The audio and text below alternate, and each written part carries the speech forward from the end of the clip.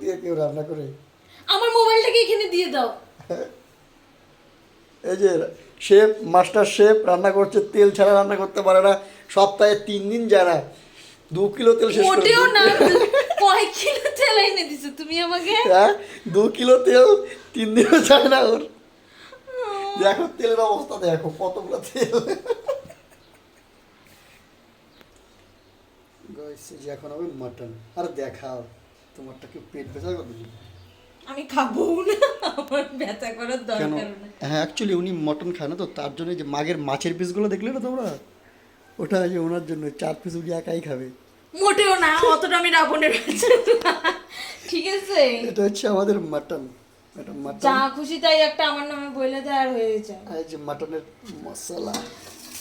আর এবার আর হাতটা যদি না ধোয়া হয়েছে তাইলে তো হয়েছে। জিনিস হাতাহাতি করে জিনিস গায়ে